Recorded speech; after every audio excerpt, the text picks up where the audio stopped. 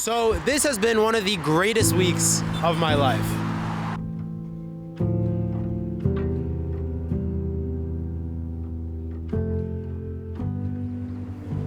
So coming into high school, forgive me, I need some drip. I can't see anything.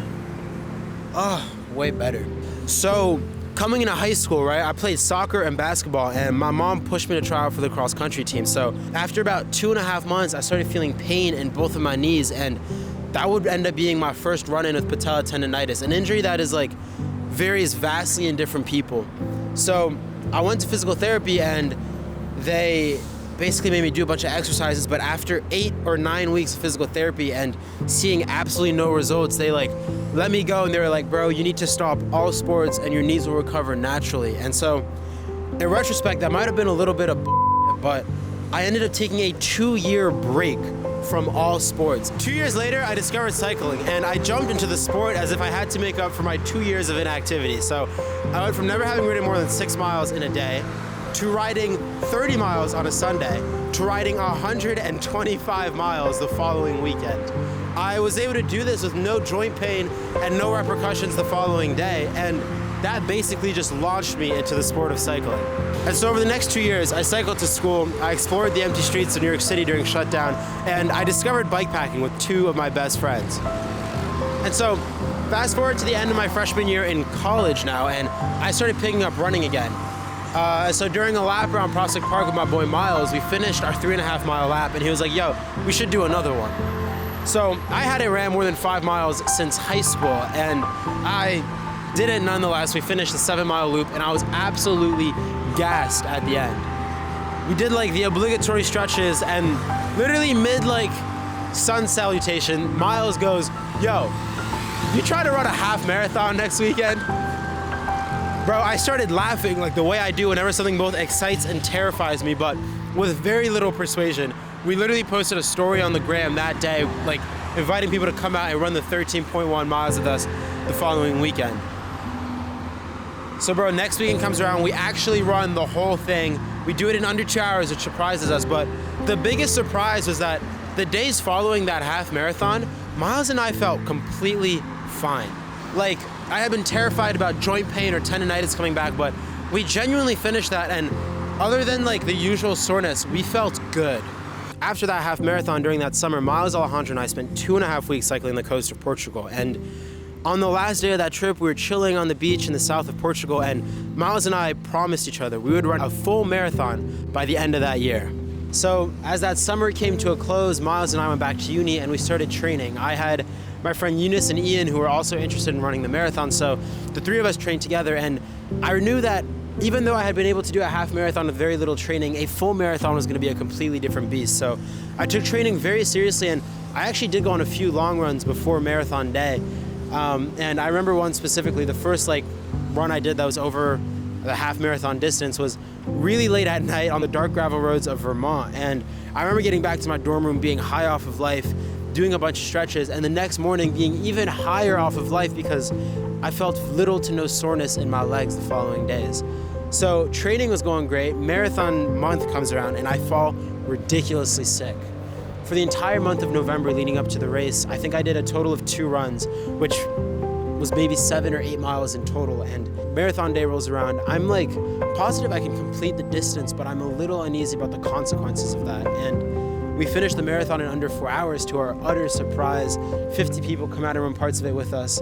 And the following days are hilarious because everyone who ran the full thing can be seen hobbling around campus. Like I could spot my boy Eunice from a mile away. So after a week of hobbling and taking steps, literally one at a time, we all kind of recovered. And I think my biggest mistake was I took the following winter off. I didn't do much sports, and that probably deteriorated my fitness to a pretty good extent.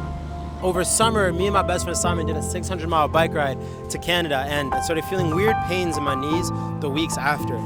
I was working at a firm in Soho and would bike to work on most days, but could sense that my knee was unable to comfortably power me through the city. I got a bike fitting and pretended that pain went away, and when I got to Brazil, I started training for this dream race.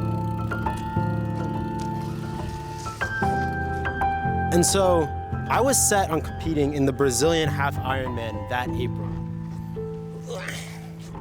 And so I did a bunch of research and I made a plan. So I started training my running and my bike sessions. But after just a month, like my knees started feeling super weak when I was biking, and a sharp pain would pulse up the side of my leg while I was running. So I hit up a few of my more athletic friends. They were like, bro, this happens a lot. Just like take 3 weeks off. Your body needs to recover. You probably just overtrained at the start. And I like begrudgingly did that. And after 3 weeks, I hopped back in the sport, and bro, I ignored all the pain. My problems had not been solved over 3 weeks of rest. But I was literally like, yo, why are you still hurting? I just gave you 3 weeks off.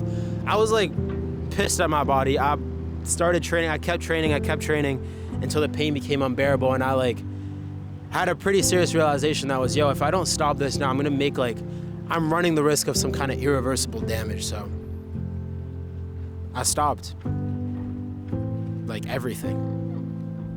So that was a pretty low point for me. Like, I didn't have an incentive to care about what fuel I was putting into my body. It didn't matter what time I went to bed or how much sleep I got. And overall, my energy levels were just drained. But it kind of made me realize that any injury, like no matter how small or serious, it will tear you apart, because you will wake up every single morning and you will realize that you cannot put 100% into the sport that you love. So by the end of that first semester in Brazil, right, I figured I need professional help. So I got in touch with this woman called Mariana, and Mariana is an absolute Ironman legend here in Brazil. She's done 13 Ironmans. She's won the 70.3 in Rio. She's competed in the World Championships. And she runs a team out here called Time, right? So I figured, all right, I'm gonna go meet Mariana. She's gonna give me a few exercises, a few mobility things to do, and eventually my knee pain will go away. But I met her, she made me do a 2K run. She kind of analyzed how I was running, and she was like, yo, you should go see my physical therapist. So I scheduled a session with her physical therapist, and I literally went the following week. So to tell you how clueless I was in this whole process, I literally thought I was gonna walk into the physical therapist. He was gonna be like, all right, you need these arch supports. I'm gonna tape up your leg, and then I would be cleared to train after 2 or 3 sessions. But when I got there, my PT, this like super energetic guy called Pedro, beast of a man, he basically lied me down on the table, and he just started pressing around my patella, and I found myself lying there and just wincing in excruciating pain. And he told me after like 4 minutes, he was like, bro, you have the knees of a 40-year-old. And so to tell you how naive I was, when this professional told me I had the knees of like a 40-year-old, I didn't believe him. I was like, bro, no way. I've been relatively healthy my whole life. My knees are better than that. And he took me down to the leg extension machine, and he set the weight to 5 kilos or 5 pounds. I don't remember which one. Either way, lowest. And he was like, do 5 reps. And in my mind, I was like, bro, a baby can do 5 reps. Does he really think I won't be able to do this? And I started doing it, bro, and I got to 3 or 4 before I literally stopped, and I was like, this hurts too much. And that moment terrified me. I realized, like, I my knees up past the point of anything I could deal with. And so after that first session with Pedro, he told me, yo, if you want to do the half Ironman in April, you have to drop everything over the next 4 months, focus on recovery, and then try to start training hard. And I basically left that session with that mindset. I was like, okay, I have 2 months of vacation, January, February, so I'm just going to work away at this injury, and I'm going to train and complete this goal.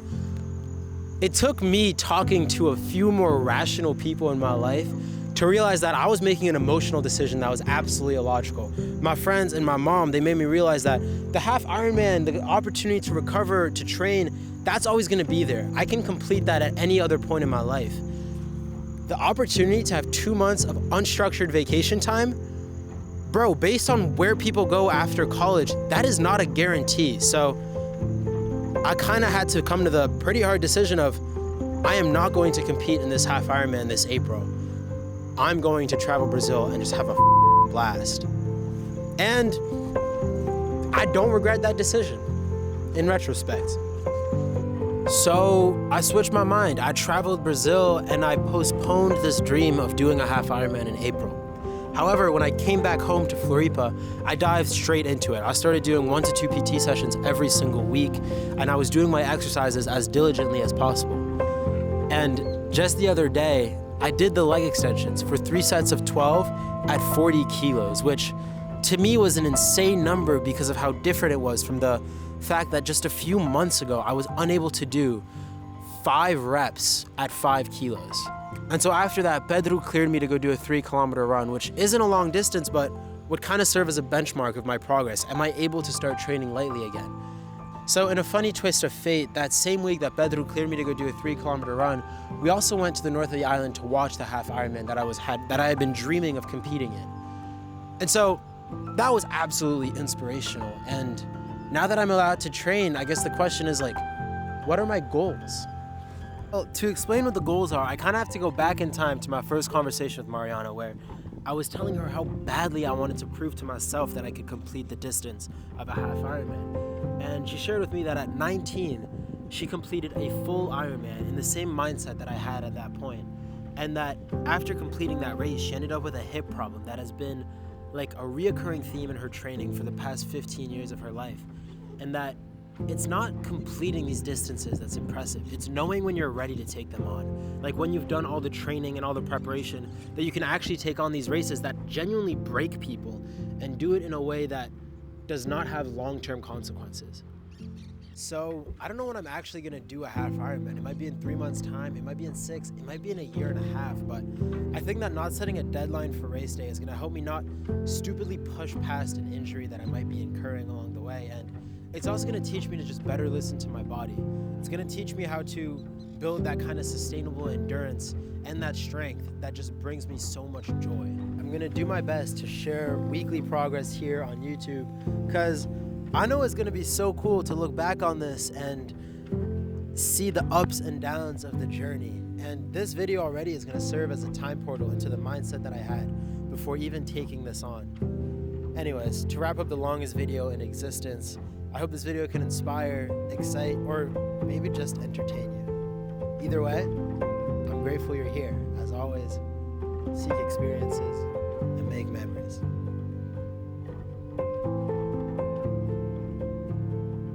This track is big.